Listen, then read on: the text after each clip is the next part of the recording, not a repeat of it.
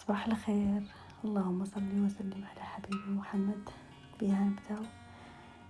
جيت اليوم المرجان مع الصباح بكري قبل ما نفطر، قلت غادي نتغدى شي حاجه ونصور لكم علاش لا.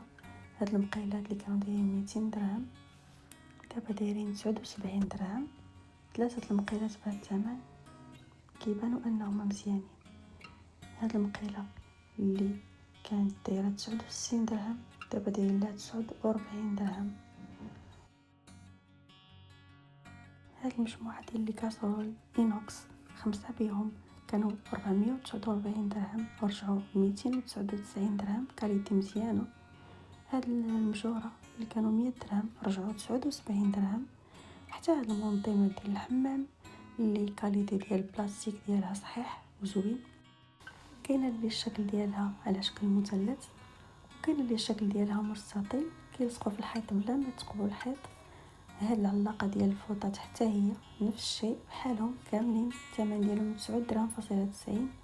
هاد المجموعه ديال الحمام اللي نزلوا ليها الثمن ديالها 50 درهم بعد ما كانت 100 درهم. الثمن ديالها زوين ومناسب. حتى دابا هاد المنظمات ديال العطريه اللي كانوا دايرين 120 درهم ردوهم 50 درهم.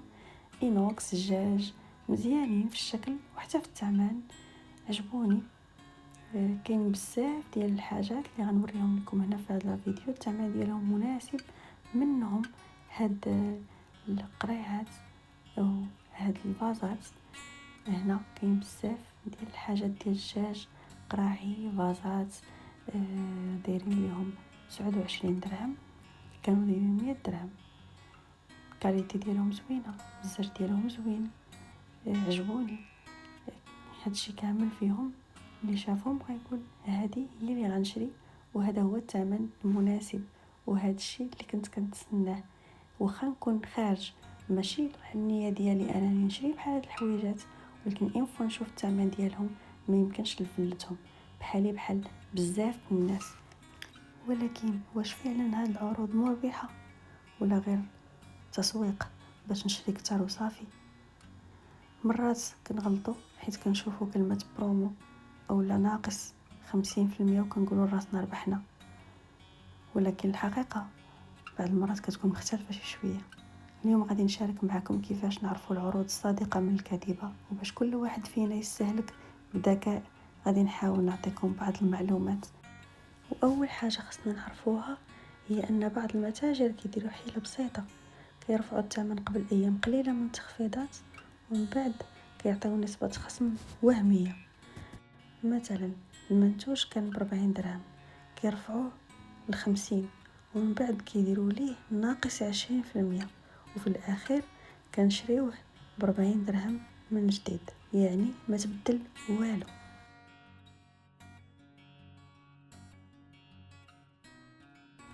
ثاني حاجه شوفوا دائما الحجم ديال المنتوج. مرات نفس المنتوج كيديروا ليه برومو ولكن الكميه نقصات. مثلا منظفات كتخلصي اقل ولكن كتاخدي كميه اصغر.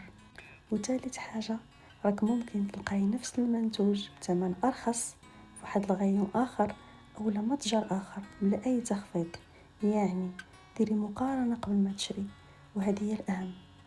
وحاجه اخرى حتى هي مهمه بزاف، خاصنا نتاكدوا من تاريخ الصلاحيه، حيت بزاف ديال المرات كيحاولوا يصفيو السلعه ديالهم اللي قريب يسالي ليها الاجل وكينزلوا ليها في الثمن.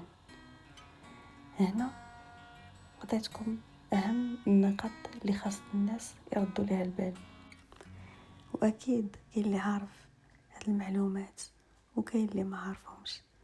يا ربي نكون نفعت الناس اللي ما عارفينهاش بشي حاجه ولو بسيطه. وهاد الجوله اللي ركزت فيها على المعلومه اكثر من انني نصور لكم لارتيكل والثمن ديالو تكون نفعتكم وعجباتكم. وهنا غادي تسالي الجوله ديالي في مرجان. اخر حاجه هاد الديستريبيتور عجبني صورته لكم، ومن هنا غادي نمشي للدار. خليكم معايا غتشوفوا فطوري. بسم الله. درت خبيزات ديال القمح، بغيت نديرهم في الدار، بغيت ندير بيضات صغيورين بمناسبه ديال زيت العود جديده، زيت الزيتون اللي الناس كامله في الموسم ديالها كتشتاق تذوقها جديده. انا من الناس اللي كتعجبني زيت العود تكون حاره. واحسن وحده بالنسبه ليا هي زيت الزيتون ديال شياضمه. الناس كيعتمدوا على زيت الزيتون ديال البور، يعني ماشي ديال السقا. هذا كيكون عنده واحد اللذه، واحد الطعم ما كاينش بحاله. هادشي كنقول بالنسبه ليا. وبزاف الناس كيعرفوا ان زيت الزيتون ديال هذيك المنطقه هي من اجود الزيوت اللي كاينه في البلاد ديالنا. اللهم لك الحمد. كل منطقه وزيتها، وكل وحده ولوغو ديالها، وكلهم زوينين. حتى حاجه ما خايبه، حتى حاجه ما كتجي من عند سيد ربي اللهم لك الحمد كتكون خايبه. كلهم كل واحد والميزه اللي كتكون فيه. هنا انا كنطيب البطبوط وحاطه حدايا البراد والصينيه، كنتسنى امتى طيب اخر وحده ونديرها سخونه. هنا راني انا رديت الماء كيطيب، وصراحه كان ممكن نفطر عاد نخرج، ولكن قلت لا، غنخرج المرجان، غادي ندير دوره نصور لكم ونرجع للدار فيا الجوع باش ملي ناكل نتلذذ بها تجيني بنينه اكثر واكثر. هنا راني درت حدايا البريد ديالي كيطيب، كيتشحر اتاي عليه على المهل. ما كرهتش كون كان براد كبير وصينيه كبيره فيها الكيسان نتقدكم كاملين نتوما اللي كتشوفوا معايا، ويكونوا معايا خوتي ووالديا، وتكون معايا اختي كوثر اللي في الغربه، وتكون معايا بنت عمي، ويكون معايا راجلي، والناس كلهم اللي تنبغي يكونوا معايا. ولكن ها هما معايا في المشاهده، وهانتم حتى نتوما الاسره ديالي اللي كنعرفكم اللي ما كنعرفكمش. شاركت معكم هذه اللحظه اللي بالنسبه لي واخا كتشوفوها بسيطه، ولكن راها كانت زوينه بزاف. ساليت جيت حتى التليفون ديالي قدامي كنتفرج بطبيعه الحال في شي حاجه اللي كتعجبني، ودرت طيبيطه صغيره. هانتوما كتشوفوا كيفاش سخونه والدخان ديالها كيطلع. كان ضروري ما نغطيها باش تحافظ على الحراره ديالها. قد ما كانت سخونه قد ما كتعجبني. كنكب على زيت العود وخاصني ندخل ديك الزويته لداخل وندير ديك العسيله.